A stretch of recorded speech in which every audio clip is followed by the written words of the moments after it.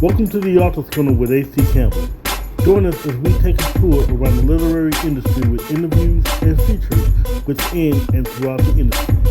And now, the show.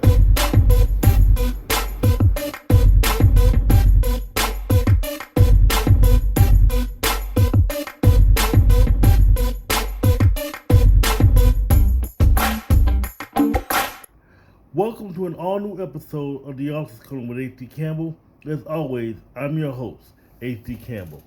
Yes, it's Memorial Day. I hope everybody's going out, having fun with family and everything. But always remember, it's a day of remembrance for our troops, our fallen soldiers. So never forget, if you see a soldier, thank them for their service. I have plenty of friends who are both current and ex-military, and because of them, we can't have the show. Because of them, we wouldn't even be having celebrations with our families and things like that. So definitely, honor our fallen and thank a soldier every time. In fact, my artistic director, aka one of my book covers, shout out to Queen Enoshi because she's a veteran. So basically, shout out to you most definitely. So, on to the show. Well, today we got two big authors, one of which you've known from last week. But first, we're going to talk to best-selling author Brenda L Thomas. We talked a lot about her healing from domestic violence in order to get her writing, her writing groove back. We talked about what influences her books, how she went from independent all the way to published to independent. I mean, we had a wonderful conversation, and I was able to catch her right after her book Heartless got released. This is one of her latest releases out of umpteen books. I mean, you really got to get her books. I'm reading Heartless now, and I'm just loving it. So, interview is coming up. Then we got part two of our interview with Niki Jilvontae. I mean, we talked about so much.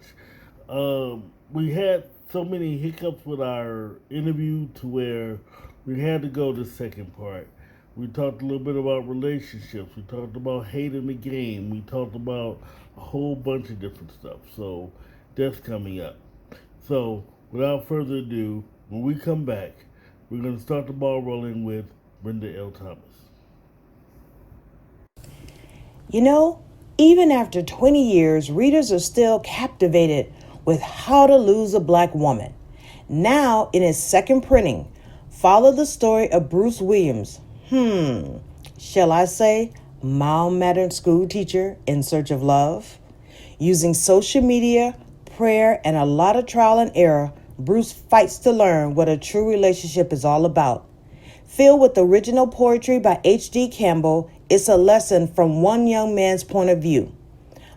Buy How to Lose a Black Woman on Amazon, Barnes & Noble, Smashwords, in your favorite bookstore, and even on his website at www.hdcampbell3.com. And as always, let your writing fuel your spirit.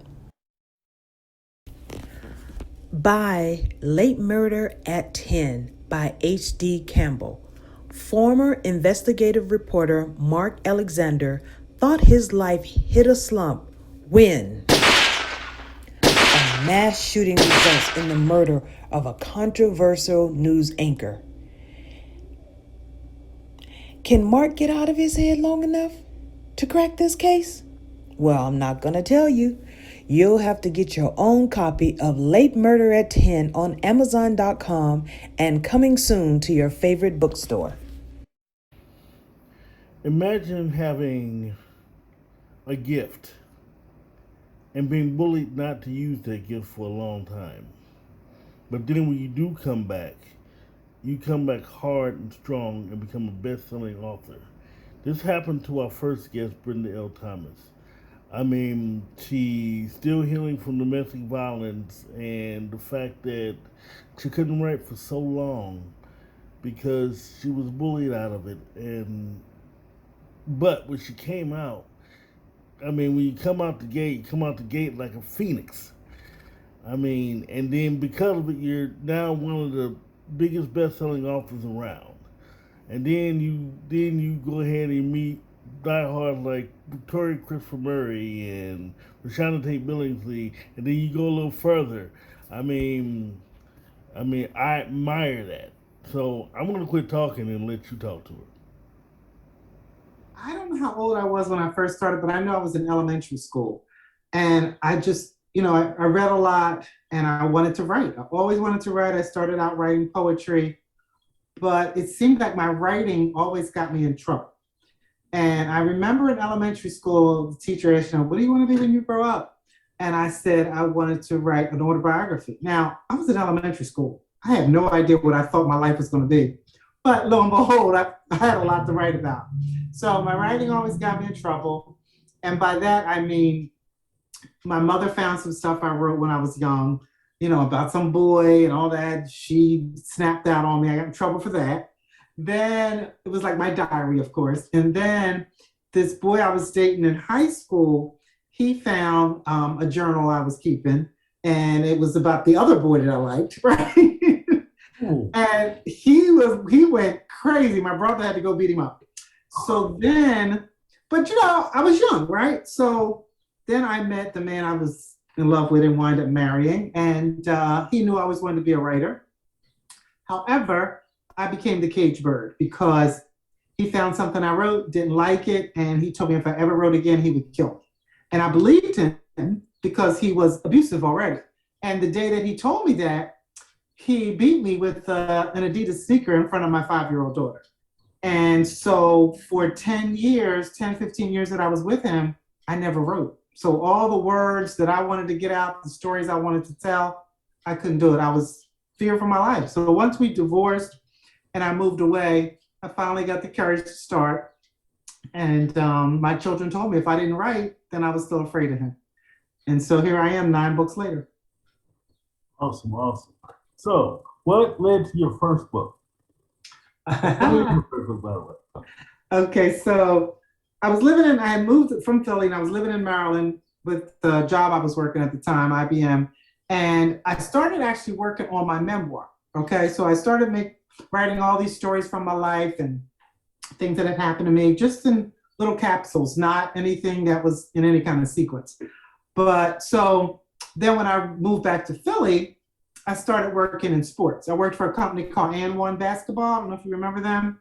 And right. And I also became the personal assistant to Stephon Marbury, who had just gotten drafted by the Timberwolves.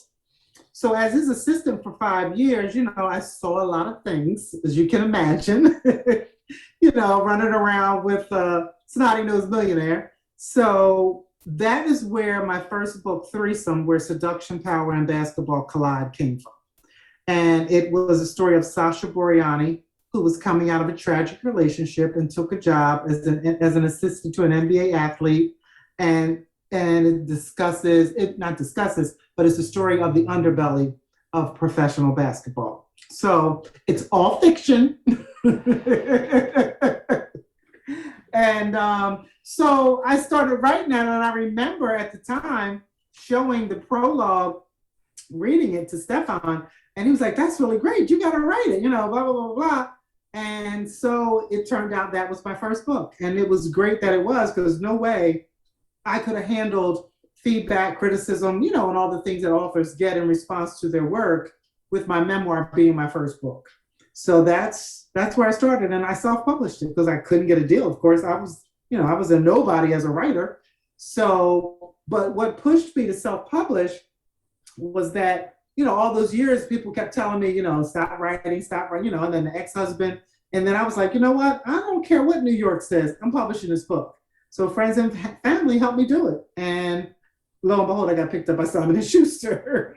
Oh, that is so beautiful. I love that story. So now you've had your aha moment. You had to write it. You got it written. You've gone up from there. So from there, what else have you published leading up to Heartless? Okay. So I signed on with Simon & Schuster. And with them, I did Foreplay, which was the sequel to Threesome. Foreplay, The Dance of Sensuality was called. Then it was The Velvet Rope. Then I did Every Woman's Got a Secret. So I did 4 books with them because then they wound up buying threesome. And I did 2 anthologies with them. So when my contract with them was over, I was trying to figure out what I was going to write next. So what I decided to do, I decided it was time for me to write the memoir. So I started pulling that together, and my best friend, this was in January of 2007, she said, well, look, my church is having their first inaugural domestic violence awareness month event, right? So she said, and I told them that you would be the speaker because you wrote a book on domestic violence. I said, I'm not ready for that yet. So that pushed me, so I had to do it. So I had to finish it. So I started putting it together. And I had a woman who edited it, and this was self-published again. I went back, right? So the woman who edited it for me, she read my first draft, and she was like, Brenda, it's good. She said, but I don't see any emotion in it. I need to feel what you were, like I just told the story. That's all I did was this happened, this happened, this happened. So I went back, and let me tell you, that thing whooped my butt because I was in my office here working on that story, and I swear to you, I would leave out for work in the morning looking behind me for my ex-husband. Now he's not, that's all done, right? Look, I would be in here working, and some nights I could still feel the cocaine dripping in the back of my throat, because of the drugs. So it got really intense. And when I sent it back to her again, she was like, damn. So that took me on a different journey because prior to my memoir, I was, going on these book tours and, it was great. I was traveling everywhere. And the one thing that did happen that I didn't mention is that you remember when the Kobe Bryant scandal broke back in, I think it was, 2002, 3, whatever it was. Well, and I had written threesome at the time. So my daughter says to me the night before they charged him, she said, Mom, I'm telling you right now, your book's going to blow up. I'm like, just because it had a basketball on the cover or whatever. So sure enough, the next morning, the first call I got was from Dateline. So I was on, because how they looked at it, it wasn't just that I had written this fictional account about the underbelly of sports. It was that I had actually worked in sports. So they considered me an expert on, I don't forget the title they gave me, but you know how you see these people come on to you on CNN and it says the expert in the da-da-da-da. So I became this expert and I was on everything. I was so many interviews. I was traveling so much, it was insane, but it was great for my brand.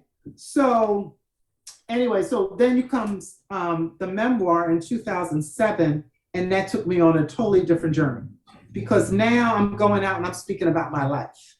Now, for me, I had forgiven my ex-husband, okay, because I have to move on. But what I didn't realize until I was out there speaking and people were sharing their experiences was that I had never forgiven myself. Because, as an abused woman, you think you're stupid, you think it's your fault, you have all these things. And even though outwardly I said, oh, it wasn't my fault, still deep down I had. And so that journey was very emotional. So you're going from place to place, and people don't hold back. It's one thing when you write a novel, right? I remember when I wrote some woman wrote me and she was like, hated your book. I thought the main character was a whore, excuse me. And she says, but, and I'll probably never read any of your books again. So, you get that kind of stuff. Meanwhile, same woman wrote me when I wrote the sequel and loved it. So, but the people don't hold back when they have criticism, okay? So I'm out here touring laying down my burdens. People are saying things to me, well, you must have liked it. Well, how did you have sex with him after he beat you if your lip was busted? Or how do you look like that and all this stuff happened to you? Like, how do we know it's the truth? And I'm going to tell you, you can't even imagine the things that people said. But what I understood was that people were speaking a lot of times from their own experiences because everybody's been affected by domestic violence, whether you've been a victim, a perpetrator, or a witness to it. It's swirled around all our lives. So I learned how to deal with that. But I'd come home. I remember I was dating this guy at the time and I went to his house after I had spoken somewhere. I'm laying on the couch and he was putting up I don't know if it was a piece of art or something on the wall. And he was walking back and forth doing, getting a hammer, getting this, getting that. And I felt like he was stalking me. Now, this is a man who knows my history, but was clearly not stalking me. And I was going to get up and just leave. But then I decided to tell him what I was feeling, and that opened up a lot of things. So it was a different journey. So it took me at least 7 years before the next book came out. And that was in 2018, I think it was when Woman on Top came out. So, and I published that with Victoria Christopher Murray and Rashonda Tate Billingsley under their Brown Girls. They called me and they're like, what are you doing? Like, are you still writing? And I had this book, but I wasn't doing anything with it. Just kept messing with it and changing it. So they made me hunker down. Woman on Top came out, I think it was 2017 or 18. And it was funny because I sent it, Victoria was the one who edited, right? So I sent it to her the first time and she was like, I got a lot of questions. And so she, had all her editorial notes and she was like, something's not right, So I'm like, okay. So I remember reading her editorial letter and said, okay, I can do this. I can fix this. Fixed it, sent it back to her. And I remember I was in Colorado and she called me. She says, I don't know what you did, she said, but this book is awesome. So, I hadn't written fiction in 7 years. So I was rusty but it turned out to be really great. I won the African American Literary Award for that, and mystery and suspense. And that's when I realized that a lot of my writing, my books were mystery and suspense. I'm thinking I'm just writing women's fiction, my books never centered on male bashing. I always would tell men that when they ask me about my books, because I grew up, my dad, my brothers, my uncles, and even though my husband was a jerk, I didn't grow up like that. So I didn't have a reason to bash men. And I know at that time, a lot of that was going on in a lot of the fiction novels that women wrote. So I did Woman on Top, and that was great. People were happy that I was back and I was writing. And so for each book that I've done over the years, I always have a big part. So that was a real feel-good moment. And so then this year, I self-published again to Heartless, When Love Isn't Enough. So here I am. And I also did, oh my God, I forgot. In between Woman on Top and Heartless, I did 2 short stories called Secret Service and Bewitched. And they were true erotica. All my books are always sexy, but these were straight up erotica, and they were written from a man's perspective. So I interviewed like all these men, so I wanted it to sound like a man's book, not a woman writing like a man. And people like that erotic, they love erotica. So anyway, so then last 2 weeks ago, I released Heartless. So that's my journey. Oh, that is beautiful. So do you consider yourself, I want to ask, let me just go ahead and ask it. And if I'm asking it wrong, just correct me. Look, whatever you need to ask. I'm open. Okay. All right. Because do you call that a point of healing? Do you consider yourself healed, or are you still healing? I think you're always still healing. I think like an addict is always an addict, we're just not using. I think you're always still healing because you're a lot of times, you can be mistrustful of men. I would marry again. Relationships don't bother. I'm not like, oh my God, I hate men because of what happened to me. But you're always healing because something is always coming up to bring that back to you. Just 2 weeks ago, I had this horrible dream that my ex-husband busted in the house. I don't even know whose house it was, and was shooting at everybody. Me and my daughter were hiding. It came from nowhere. So those things, and then you got to kind of recover from a dream like that.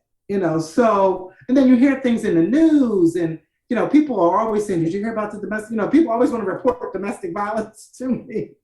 So, you're always healing, but I'm in a great space with it. I've seen my ex-husband from time to time. He's remarried and, I've been around him and I don't have any issues. I'm not afraid of him. Sometimes I remember I looked at him one time and I'm like, how the hell did I let this man, but I'm a different person now. So, but that's always healing. Beautiful. We're going to switch gears now. We're going to talk about Heartless. You actually just celebrated last week the release of it. How did your release party go? It went great. It went great. I was very worried because, as I said, we always have a big party, right? And people look forward to it. So with COVID, it changed everything. Well, one, we were in the house for a year, but I never thought about how it was going to affect my release until I was ready. I was like, oh my gosh. And then every place you call, nobody had space, and being able to make it social distance. So I said, okay, so we'll break it up. So we did a Zoom launch on Tuesday, April 27th. And my friends and family put that Zoom launch together, and it was awesome. We had 98 people on there, okay? And so one of my girlfriends, she did a video montage that they showed at the beginning. I mean, it was just, some people from my job were on it. They were like, Brenda, your Zoom was better than any of our meetings that we had. So it went really good. So we did that on Tuesday. Then on Saturday, we had a pop-up book signing at this bar, Irish Inn, okay, not too far from me, but they had an outdoor patio that was huge, so that worked out. So a bunch of people came to that. We sold books, food. So it was great. It was great. And then on Sunday, I had a brunch, what I call the Appreciation Brunch. It was for my close friends and family, right? So what happens a week before I launch the book? My daughter and my son-in-law get COVID, okay? I'm like, oh my gosh. So they they came to the Zoom launch, but they couldn't come to the book signing. They couldn't come to the brunch.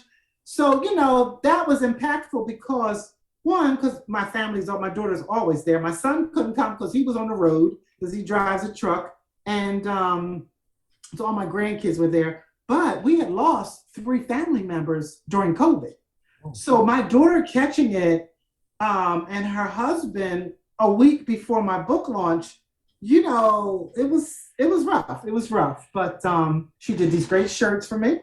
And so we did the brunch, and, I've been doing interviews like these, and people have been buying books. I had somebody stop by the other day, bought 20 books, and, I'm old school. So, I'm from the era where we sold books out the trunk. So I cannot not have books in the trunk. People expect me to have books on me at all times. So I know a lot of authors now, everything's virtual. Like people don't, like I have 200 books downstairs right now still. I mean, I think I ordered about 600 books. So, I'm old school. I always got to have a couple books laying around. So that's how it's going. And then I'm here with you, and I appreciate that. So, you make it work. You make it work. Well, I have to say this real quick before we move on. Basically, you're being interviewed by an old school guy. I have books myself to where, I'm online as well, but whenever I'm out, I have books with me. Whenever people come to the house, I have books on me. You never want to be without a book at all. It's like being naked without clothes. Right. You don't want to be without one. I think when the movie comes out and I'm maybe 10 more books out, I'm still going to have books. So I truly understand about that. And like I say, Amazon, you have Amazon and all these other different forms, but it's nothing like having the book on you. So Yes. Do that. Yes. So tell me a little bit about Heartless. Okay, Heartless. Oh my goodness. So Heartless is centered around a young woman, Houstonian, Isabella Washington, and Isabella relocates to Philadelphia and is living in the shadows here, in the shadows of men, actually. She was a forensic accountant in Houston and became the whistleblower in a big trial down there. So she figured she needed to get away. Her best friend, her Vietnamese sister friend, persuaded her to move to Philadelphia. So she moves to Philly and she takes a totally different job, something she learned when she was young, and that was working as a carpenter's apprentice. So she's working on a job site with men. She leads a very low-key life. However, when tragic violence strikes, she winds up having to come out of the shadows and seek revenge on the people she believes are responsible. So Isabella is Samal, and Elijah are three messy people, and they are the three lead characters in the book. But the story is funny because the story has been hanging around my office for years, and it was another one like Woman on Top that I dusted off and brought it a little bit more current. But what I didn't want to do was, it's current, but I didn't want to date it, so I didn't put anything in there about COVID. There were no masks, nothing. So when people read it, I just could not bring myself to deal with that in the novel. You know what I mean? It's fiction. I wanted people to have something to feel good, something a little sexy, some mystery, some suspense, a little bit of murder, a little bit of the erotic. And I didn't want them to have to think about COVID for a little while. I definitely didn't want to. So it came out on the 27th, and I've gotten really great feedback on it.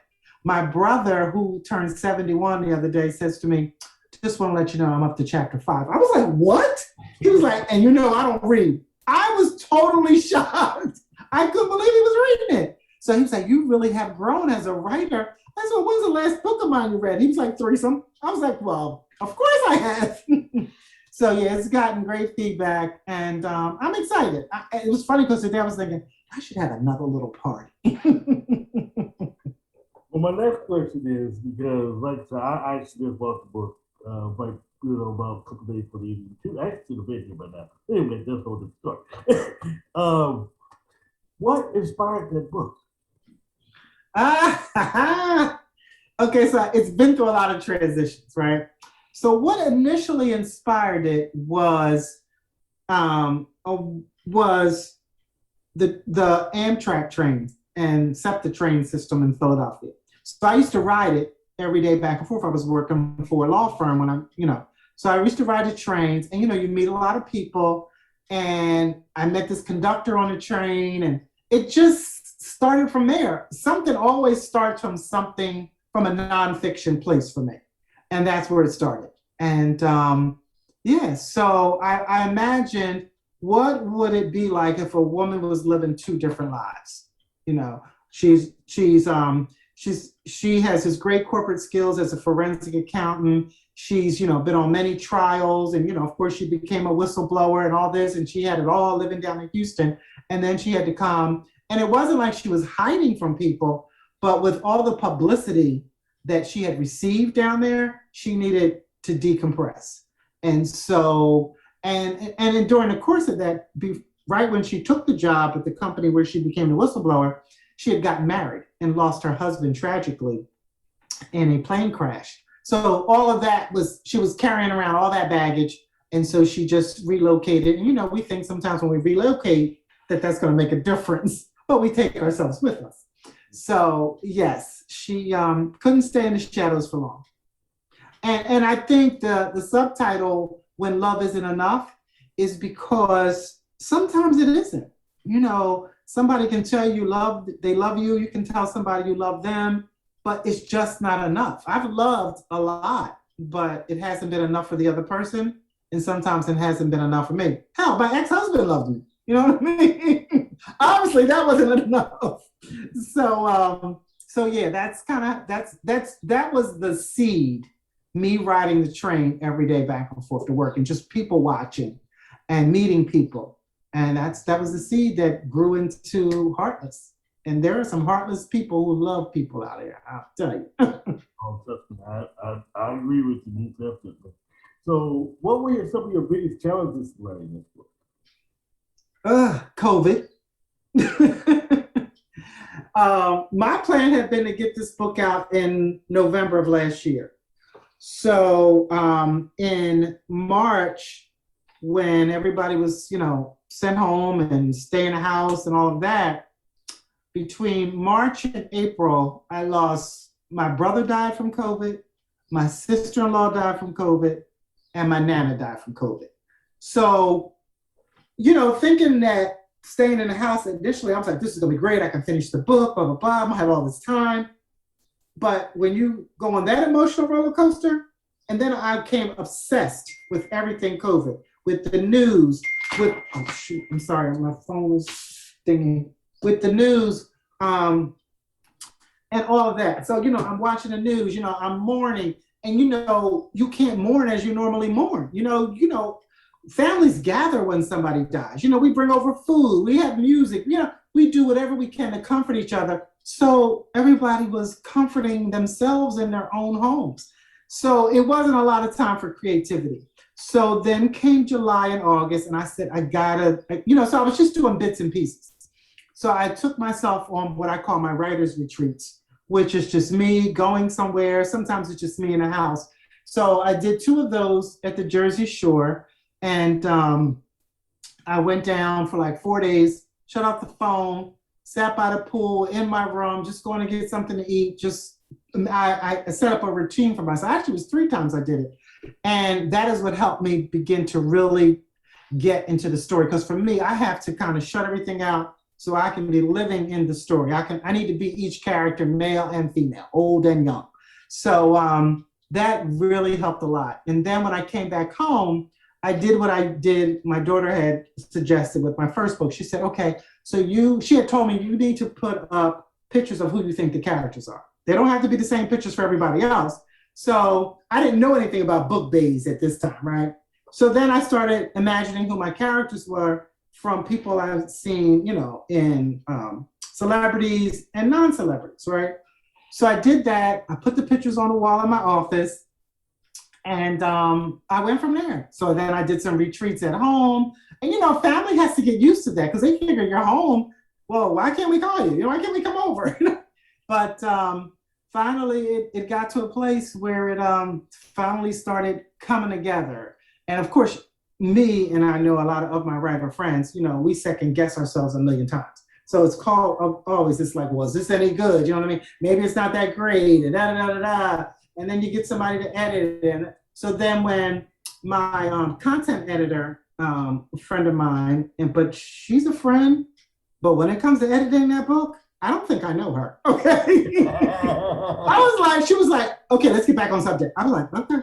So she read it and she was hard on me, right? She was like, I don't understand why she did this. And why, So took it back, tightened it up, took another retreat here at the house, tighten that thing up, and here we are.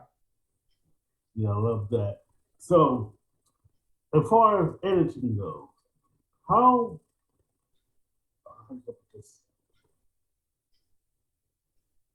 long does it normally take to edit a book for you? Oh my gosh! Because everyone has, because everyone's editors are different. Some editors. Well, all editors are hard. I'm not even going to lie. But for you, how hard is it, or how long does it take for an editor to edit you? How long does it take for an editor to edit me? Yeah.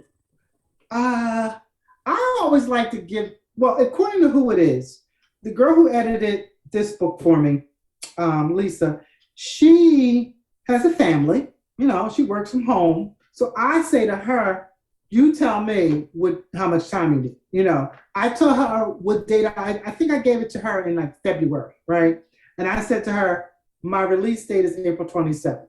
She said, okay. So once she started it, I think it may have taken her like a week or more because she just, it's just amazing that people can read a book like that because to me, you have to step away from it. Like, I got stacks and stacks and stacks of copies of that book that I've edited myself and made the changes. But until somebody else reads it who had never laid eyes on it and gives that back to you, that's when that's when that work starts. Okay. And that's when, like, I have some beta readers and they had questions like, oh, wait a minute, this didn't make sense or whatever. So it's like a family when they get to editing this book. But initially, I go through so many iterations of it, trying to make sure that when I give it over to the editor, that she won't ask me questions that I really should have answered already, But and it was funny because when Lisa and I went over her changes, this book years ago I had sent to an agent. An agent said, I don't really get it. How could she have 2 men and they not know they not know that they're both involved with the same woman and they're friends. So, I put it down and I made all these changes to it. So when I gave it to Lisa, you know what she said? Well, why didn't you X, Y, and Z? Why didn't you? And when I told her that I still had that copy, she was like, oh my gosh, from now on, Brenda, don't listen to anybody. So a lot of things that were there, I wind up pulling back. So, I'm sorry. So you got to go a lot of times with your first mind. You really do. Yeah, I love that. I love it. So now you have the book. It's been well received. What's next for you? Well, the funny thing is, the people who've read it so far are already salivating for a sequel. They're like, we need to know. Yeah, I know why, because I kind of left it a little, you gotta leave a little something there, right? So I'm probably gonna wind up doing that. I already jotted down some notes, maybe like 10 things. But I don't know when I'm gonna start that, because in order for me to start it, I have to read it over, right? So, but meanwhile, I have this family cookbook that my nephew, who passed away a couple of years ago, had challenged me to write, because he said, you got all these recipes from this aunt and your mom and da da da. So one Thanksgiving, he sat here with me and wrote down everything I was cooking, wrote down every ingredient, how I mixed it. He wrote down how when I was frying the chicken, I stood it up on the top to get that one little spot brown. So I have all those recipes together. They're all typed up. They need to be edited, of course. So I definitely want to get that done by Thanksgiving, so I can give it out as gifts. And I'm going to put it online, sell it, But it's the recipes are the easy part. It's the story that goes with the cookbook. And not only do I want to make it a family cookbook, but I want to make it a little sexy. So I don't know how I'm going to do that. So I have that, and then I got the makings of the sequel. So that's what's happening. And when I thought about the sequel, I'm like, what the heck would I name it? If these people are already heartless, what the hell? But I can't think that far ahead. Oh, I'm sorry to push you that far, but if Heartless is actually being received the way it is, and it is, people are gonna always want a sequel. I'm sorry, they're gonna say, what's next? And you have, ink barely drown that one. Yes, like, give me a second. Or you know what? I get these people sometimes who will say to me, oh, Brenda, when are you coming out with another book? I said, oh, which one have you read? They were like, threesome. I'm like, there's 8 more books that you can read before you ask me when the next book is coming. So I always say, well, what have you read? Just to kind of get some idea. But I appreciate everybody that reads every word, any words that I write. I truly, truly do. I really do. Have you gotten any negative feedback or anything, any negative challenges to this book? No, not yet. No, I haven't. I have not yet. One of my girlfriends, her boyfriend read it and said, well, I think the person in the book who has the Range Rover should live out on City Line Avenue and not in West Philly. It's like, what? He wanted to change her address. I was like, oh, okay. That's not negative, but you get some funny stuff too. So it's been interesting. No, I often tell my viewers and my readers, no matter on the subject of characterization, you've written a good story if someone has something to say, either positive or negative, about your characters. So always take pride, even if it's a negative. They're reading your story. They're invested. That's right. And you know what? When people over the years have given me negative comments, I tell them, thanks for buying a copy. Thanks for reading it. Because you never know if it's like the woman who read Threesome and didn't like it, thought the character was terrible. She went back and read the sequel and loved it. So if I would have came back to her when she told me she didn't like it and said, well, F you, I don't care if you don't like my work or not. You know what I mean? But I didn't. I said, thank you. And that makes a big difference to people. It really, truly, I was working as a temp, and I went on this temp assignment, and I ran into this guy, who had read, I think maybe Threesome and Foreplay were out, I don't know. And so he says, what are you doing here? Haven't you made enough money on your books yet? I'm like, excuse me? Let me count my money. People are interesting. People always say, well, you haven't made enough money. Have you made $1 million yet? I'm like, it's very strange. I always think it's strange that people always want to know how much authors make. I mean, a lot of times it's public, of course, when people get the big deals and all that. But I guess people are curious because it's not an ordinary job. But and then you have people who think that if you're not on the New York Times list, then you're not you're not any good. But it's kind of like, you know what? There's a gazillion authors out here, black, white, other. I love what I do, and nowadays you have so many people titling themselves as bestseller that I think it's lost its flavor. Right. It truly has. It's like everybody's a bestseller. I'm like, oh, okay. Well, but see, the sad part about it is that they're not bestsellers. They just call themselves that. When the meanwhile, bestsellers such as yourself and Victoria Christopher Murray with Shelly J. Billingsley, or like you said, get lost in the fray because me, my mother, and everybody else called ourselves best-selling authors, but we're not. I'm on Clubhouse now. I think everybody on there is a bestseller. A bestseller and a book consultant. Wow. So it's interesting. So I just keep doing what I do because I love it, and and I love when people read your book that you've labored over and you're scared to put out there and you've beat yourself up about. I mean, I just got down about it again yesterday. People make your story come to life. When people start talking to you about the characters and, oh my gosh, yeah, they make it come to life. Your characters, I don't know, I'm not sure if you watch a lot of television, but people read books the same way they watch soap operas. They're invested in those characters. They'll talk about the characters. They'll cuss out the characters. Oh yeah. And I mean, I'm doing that with my books. I'm doing that with other people's books. It's like, and I just love it because again, your characters are real to them. Yeah. That's why everybody knows about the sequel. That's why they're talking to you about, do you have any more books? Because they're invested. Mm-hmm. They're going to keep being invested until you get to decide. Well, don't ever decide not to write anymore. Cause I don't think I could. then they'll come to your house like Frankenstein. You're like, Frankenstein, like, yeah. Right.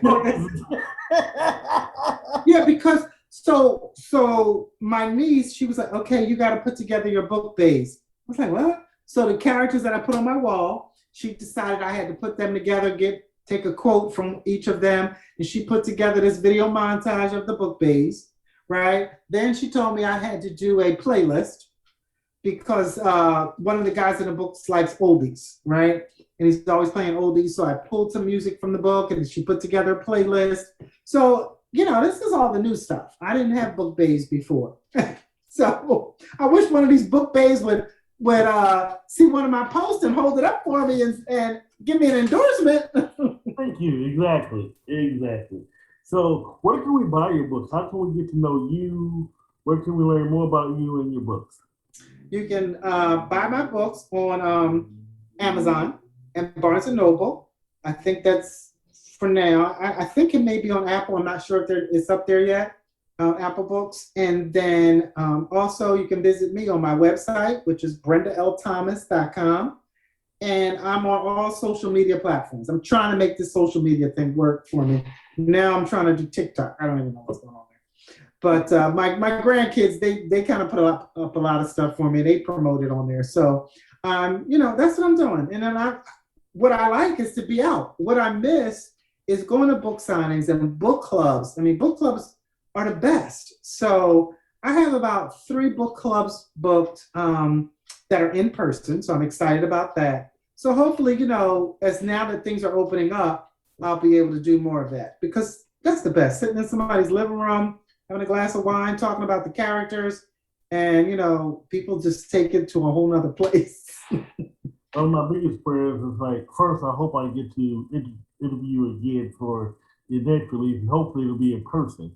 Yes. COVID is gone. That's one of my biggest things. So I bring in-person interviews again. So it'll be awesome. So my last question is, well, actually not a question. I always give my authors the final word.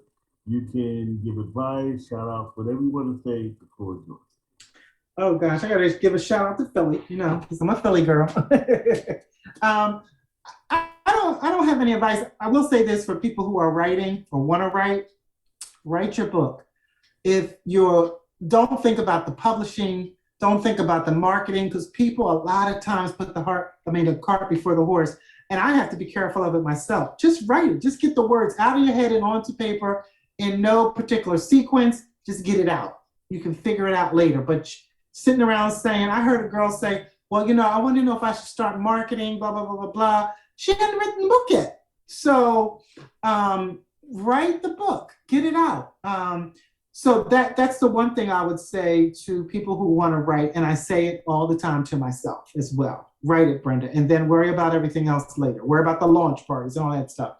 I'd just like to thank people for reading my works since the first book came out in 2001. I just want to thank everybody, always, over and over and over again, for taking a chance on me. Even people now who haven't read my catalog of books and are taking a chance for the first time on Heartless. People, they have who they love as authors, and that's who they stick with. And I understand that. So when they branch out and say, well, let me try her book, I'm hoping I hook them and they want to go back and read them all.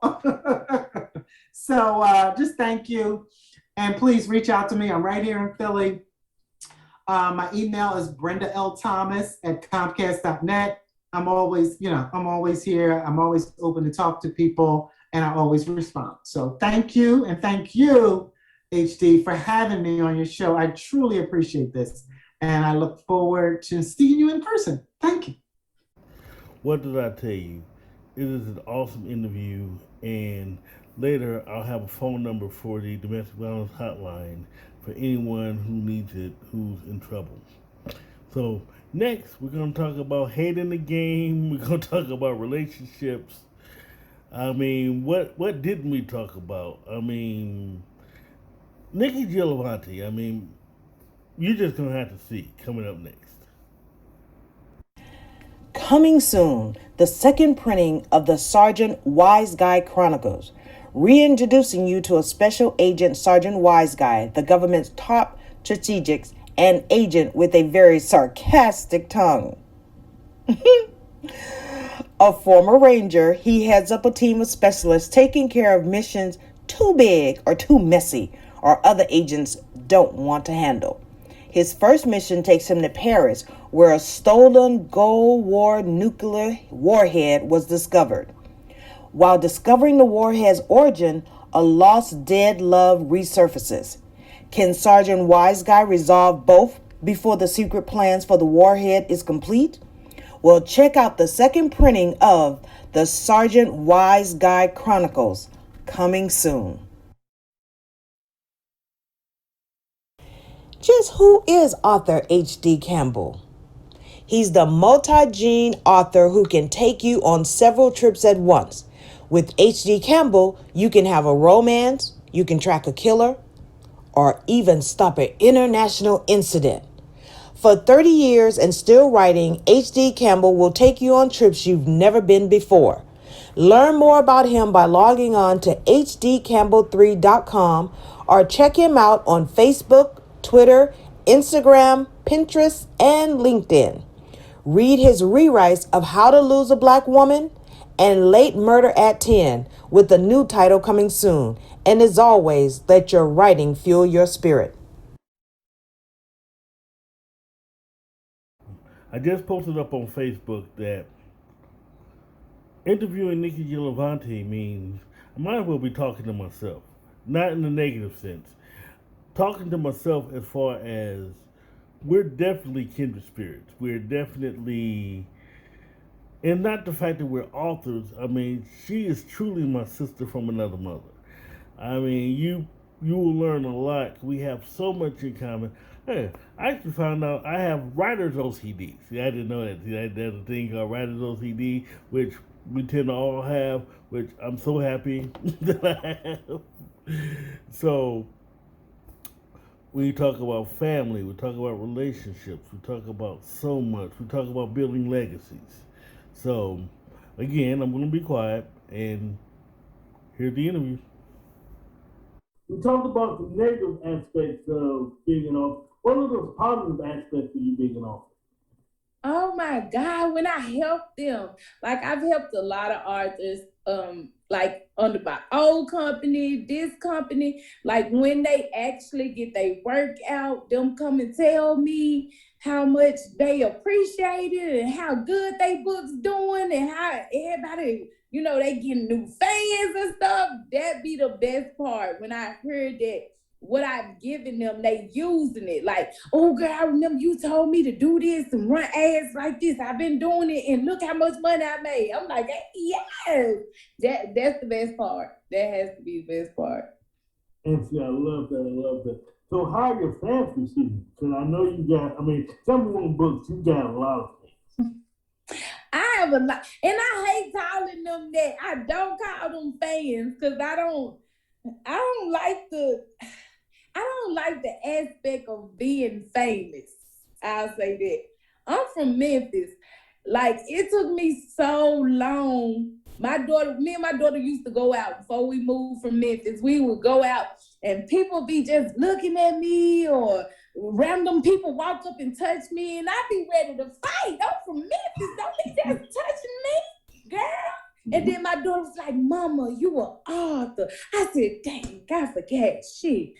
Hey, so that part be irritating sometimes, but I don't refer to them as fans. I refer to all of them as my readers or supporters. I say both of it, or I say one or the other, because I don't feel like they my fans. They sound like some Beyonce type of stuff. I'm the Beyonce of books, but I ain't her though. I gotta ask you something perfect because I already know the answer, but I'm gonna ask you anyway. So you get up, you do this every day, just like I do. Because you actually said it. You do this every day. And some days, like when you go out, you just suddenly forget you're an author. Like you said, when people come up to you, your daughter has to remind you, like, there are times I forget. I do this every day. And still forget on my arms. Like, y'all actually want to meet me? That's crazy for the hey.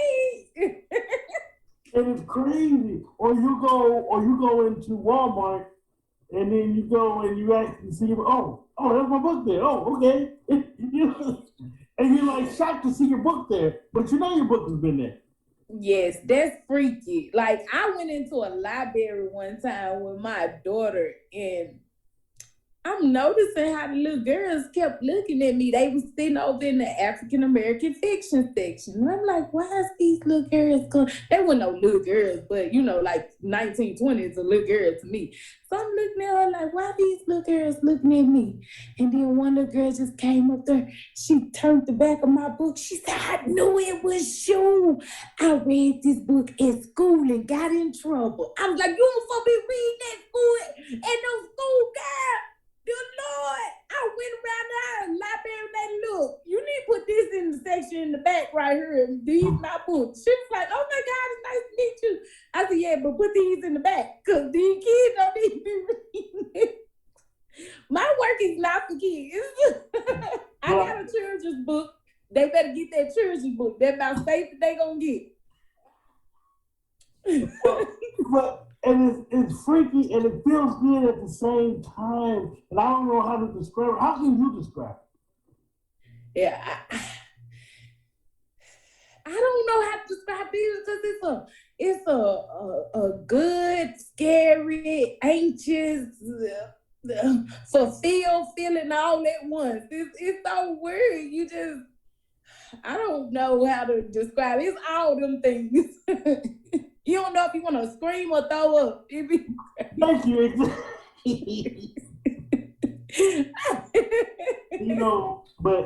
We joke with kids, but it's so awesome that we could share so much with people. And again, we're not rich, but we're able to make a living off of it. We're able to help our children with it. We're able to do so much as authors, as individuals. So my next question for you is, what's in the future for you coming up?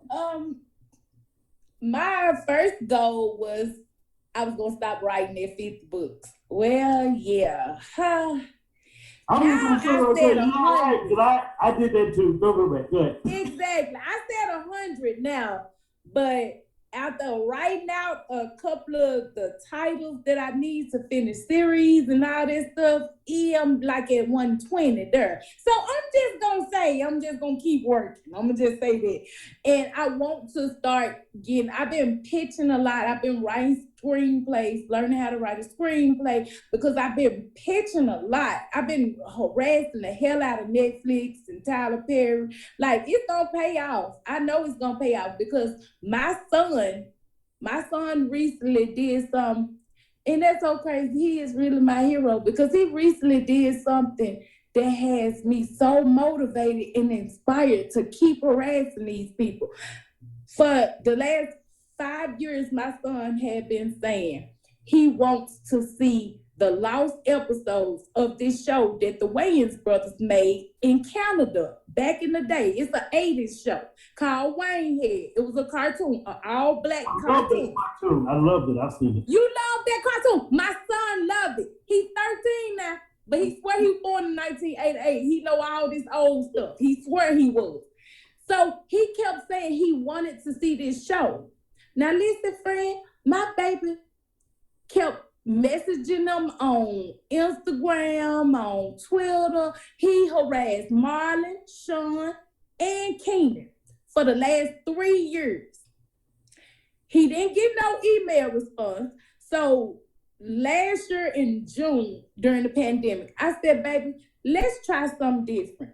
They in LA right here with us. They talent agencies right here. I said, let's try snail mail. We keep trying to use technology and all these Twitter and stuff. Everybody don't mess with them things. I said, these older men like me, they probably still check the mailbox though. Let's write some snail mail. So my baby made a presentation for these men, front and back pages. He said he had slideshows. The envelope was about one of them big yellow envelopes. It was about this thick. I mailed it to them. Okay, my son's 13th birthday was April the 18th. We were still on lockdown because I've been taking coronavirus really seriously. But I had told them we missed everybody's birthday last year. This year, we going to protect ourselves, but we're going to get out and have some fun. So the day before his birthday on the 17th, we went to one of our amusement parks here in our city. Now, before we left that morning, my baby said, Mama, the best gift ever would be if I could watch them lost 13 episodes of Wanehead. I said, baby, it would be amazing, wouldn't it? I said, let's check your emails and see how they email you back. So we checked, no response. No, we checked Twitter, no response. So I went to his email, and he had a response from their talent agencies that said, thank you. We got your response. Just know that your birthday will be better than you think.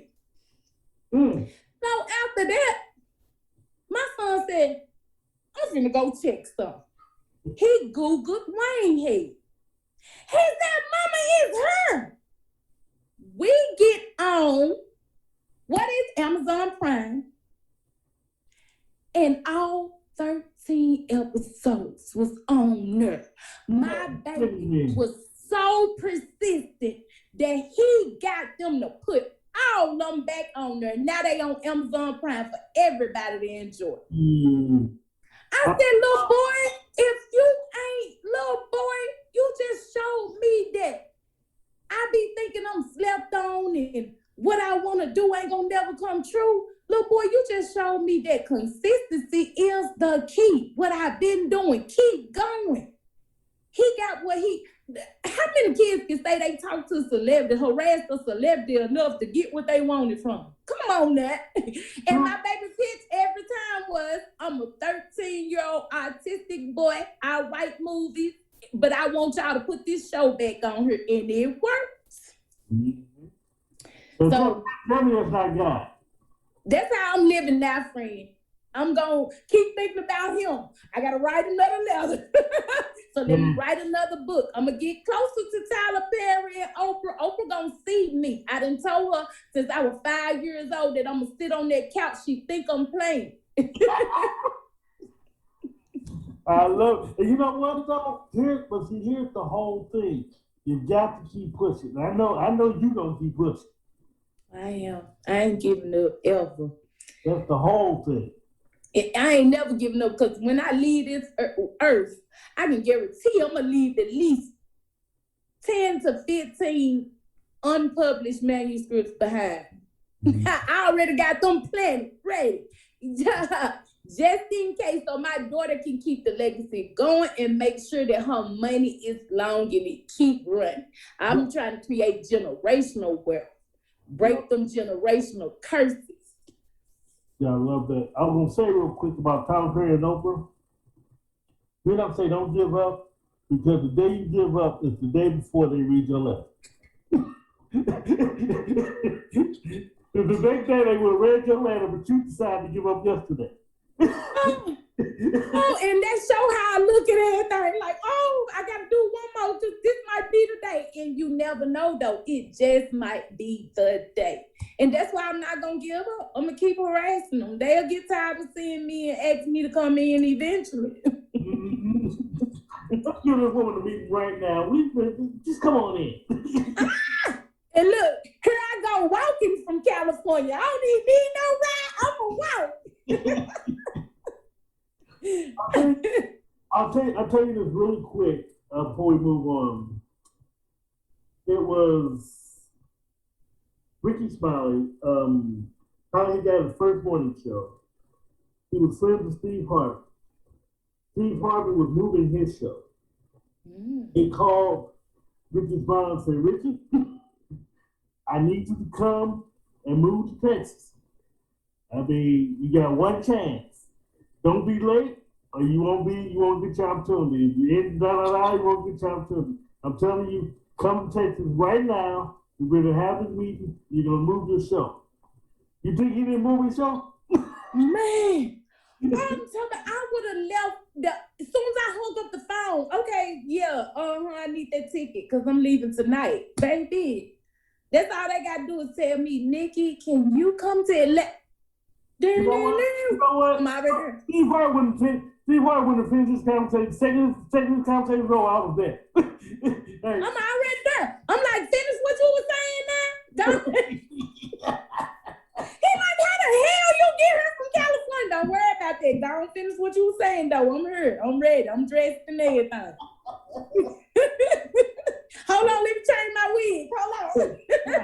You don't have to tell me another thing. I am here. I would definitely be there. So, and like I say, your kids follow you, so they'll definitely keep reaching for the stars. That's not even they're gonna be good way after we gone. So yes, and that has been my life focus, to make sure when I'm gone, they gonna have the best life ever. It's gonna be just like Mama still here, and that's why I make sure they close too, because they all they got. It's just us three. So when I'm gone, I need to know that y'all good. Like, ain't nothing gonna come between y'all. And I know for a fact they good, because my son think he the big brother for some reason, even though she's 21 and he is 13. He swear he the big brother. Just because he taller than her, he swear he the big brother. Just because you 6 foot at 13 don't mean you know not a big brother. No. Y'all safe. He making sure ain't nobody coming between y'all. He do, and they good. So I'm happy. I mean, there's so many different things I want to do in life, but like, if I had to go right now, I could be happy. I would be happy and fulfilled and know that I did what I was put here to do.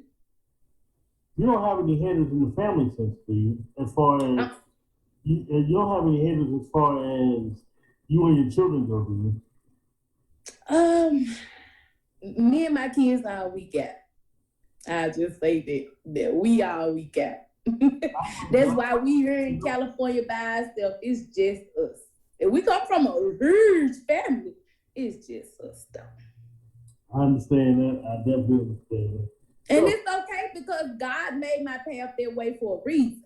I mean, I still love everyone, but I know that everybody ain't meant to go on your journey with you. It don't matter who that person is.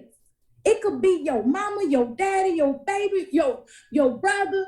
Everybody ain't meant to go. Your path is for you.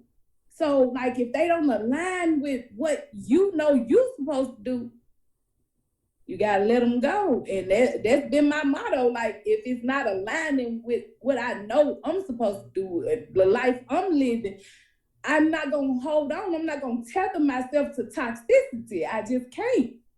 I'm about to say, you can't hold on to toxic shit. I mean, it's not good for you.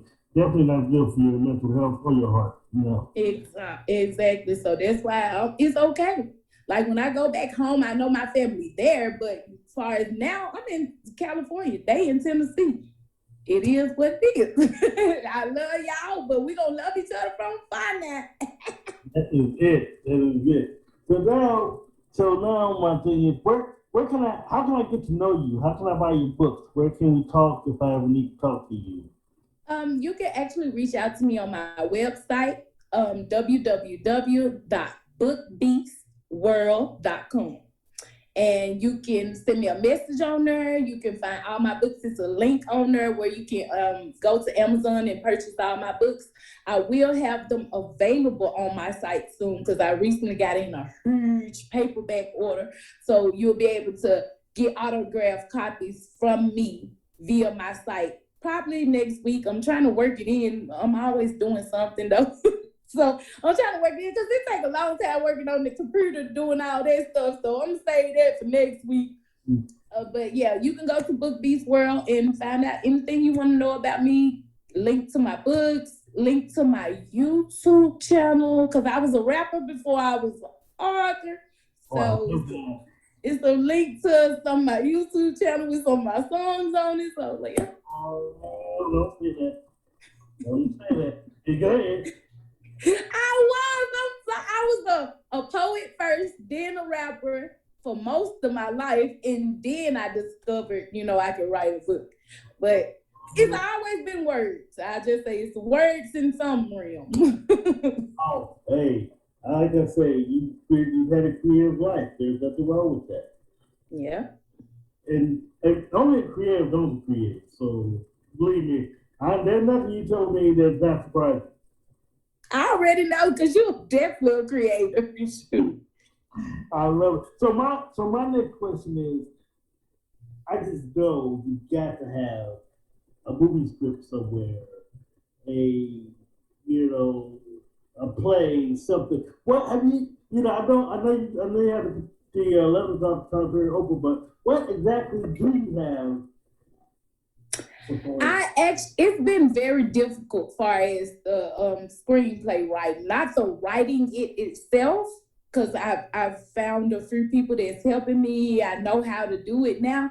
It's actually sticking to one of my books to turn into a screenplay because I love all of my books. I started No Shade Sis and I got halfway through it, and then I was like, but I want to do one of these horror books too. So I started on one of them. So I don't know.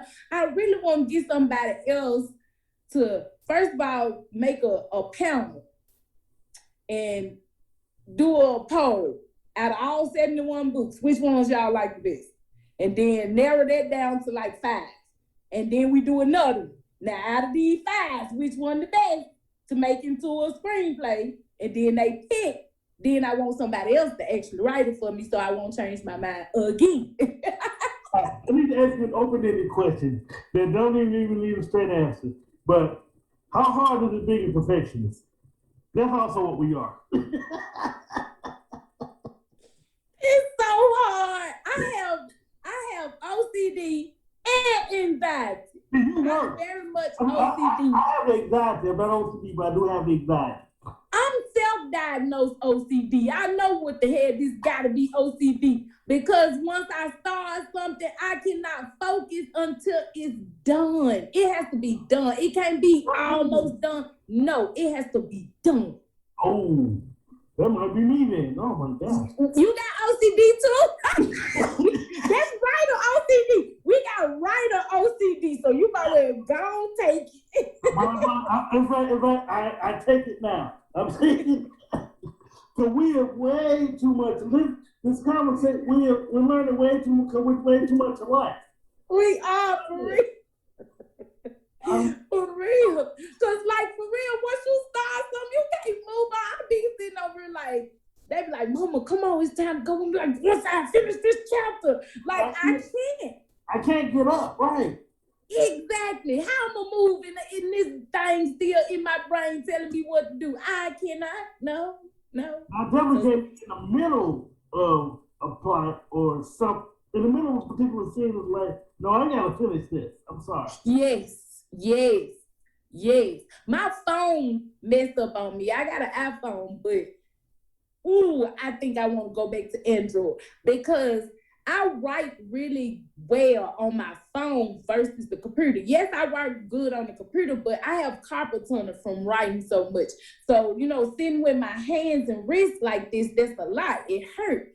But on my phone, it's like I'm texting. I write so fast on my phone. However, my phone is slow. My phone locks up on me because I be typing too fast. That's how I stopped writing. It ain't me saying, okay, you didn't wrote enough, you tired, you ain't ate, you ain't sleep, you ain't even went to the bathroom. No, it ain't that. It's my phone. My phone be like, no, ma'am. It will just freeze up and I can't type another word. If the technology is telling you to that. And I take. Well, I'm going to tell you. I don't know what, we just had the coolest conversation. I mean, but first, last week, in the middle of our first conversation, we had trouble with our internet had gone out. So we had to wait a few minutes for the internet to come back. So we started talking again after about 20, 30 minutes. But then that interview, we talked about so much that interview ran long. So now we're going to do a bonus part 3 conclusion interview next week right here on the Author's Corner. Yes, you get to see Niki Jilvontae for a third time next week right here on the Author's Corner.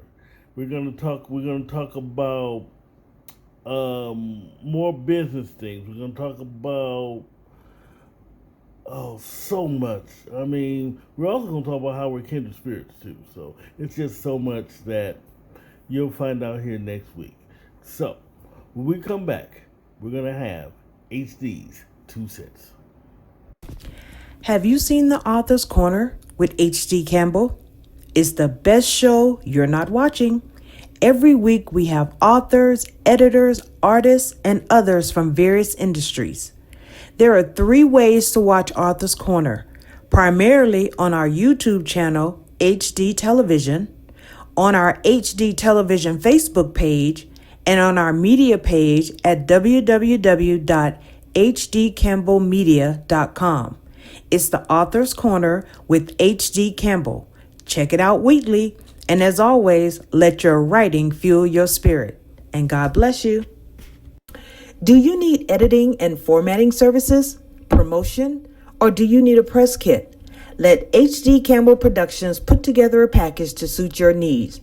Let us handle your promotion, editing, press kits, photography service, and a lot more. We even do custom videos and videography. To learn more, log on to www.hdcampbell3.com or email us at hdcampbell3@msn.com for a free brochure. You can also contact us on Facebook, Twitter, Instagram, Pinterest, and LinkedIn. We guarantee professional services at reasonable prices. Check us out, and as always, let your writing fuel your spirit.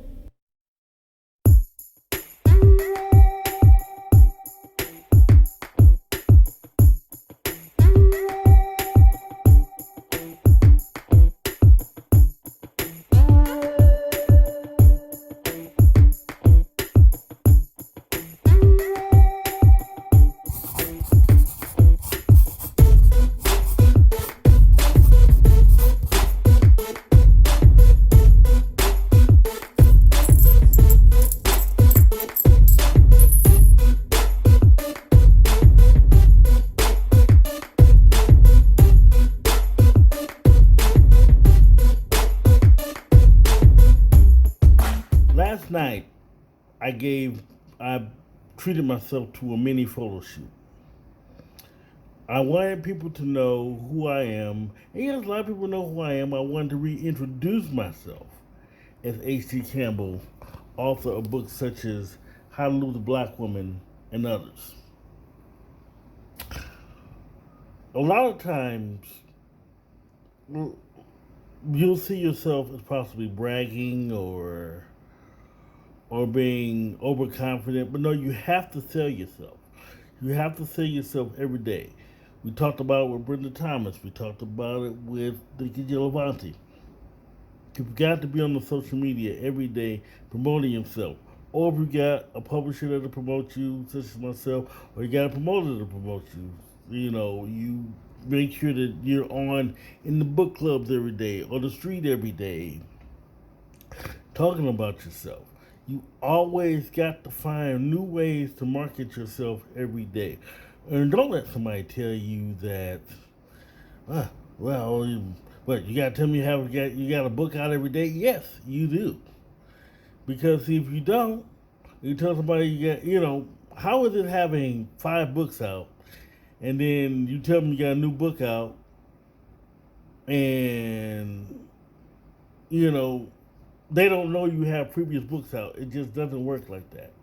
You have to market yourself every day. If you know somebody knows how to do trailers, do trailers. If you know somebody that knows how to do flyers, do flyers. If you got a big business card, make business cards. We got to go on the street every day. Always, also too, you always make sure you always have books on hand.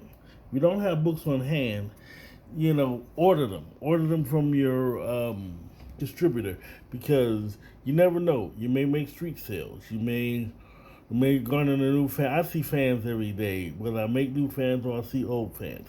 Never. A couple of years ago, I had a problem in which a fan thought I was dead because she hadn't heard from me. So I rectified that really quickly. So, bottom line is, number 1, market yourself as an author every day. B, always have something in the works. Always be writing something. C, keep yourself relevant, whether it be social media, whether it be on the street, make sure you're relevant.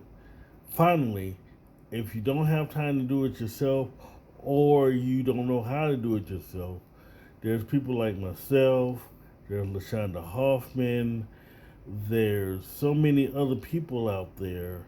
You can even ask Niki Jilvontae for help. She'll help you out. I mean, there's so many people out there that will help you. But you got to take advantage of it. Well, that's the Author Corner for my long-winded self. Stay tuned next week when we have these authors.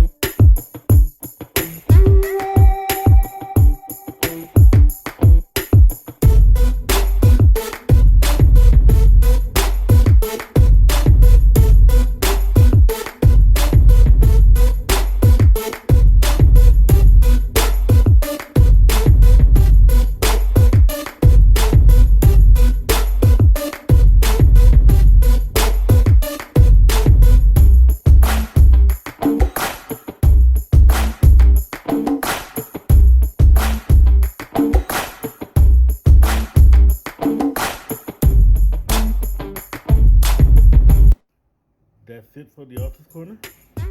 Peace. See you next week. And as always, let your writing fuel your spirit. And God bless you.